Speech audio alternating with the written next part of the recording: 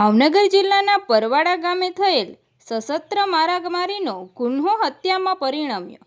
ભાવનગર જિલ્લાના ઉમરાળા તાલુકાના પરવાડા ગામે સીમ વિસ્તારમાં આવેલી વાડીના રસ્તા બાબતે વિવાદ થતાં એક જ પરિવારના કૌટુંબિક લોકો વચ્ચે લોહિયાળ અથડામણ થઈ હતી, જેમાં મેહુલ ડાંગર, જીવા ડાંગર અને કરશન દેવાભાઈ ડાંગરે ઘાતક હથિયારો વડે ભાવનાબેન, વર્ષાબેન, જયેશભાઈ અને પિતા કરશનભાઈ સહિતના પર જીવલેણ હુમલો કર્યો હતો। મારામારી સર્જાતા એક જ પરિવારના 4 લોકોને ગંભીર ઈજા પહોંચી હતી, જેઓને તાત્કાલિક ભાવનગર શહેરની ખાનગી હોસ્પિટલ ખસેડવામાં આવ્યા હતા। આ બનાવમાં જયેશભાઈ, કરશનભાઈ ડાંગરનું સારવાર દરમિયાન મોત નીપજતા પોલીસે હત્યાની કલમનો ઉમેરો કરી વધુ તપાસ હાથ ધરી છે। તંત્રી મહેબૂબ રફાઈ સાથે રિપોર્ટર અયુબ રાઠોડ, તપસ્વી ગુજરાત ન્યૂઝ, ભાવનગર।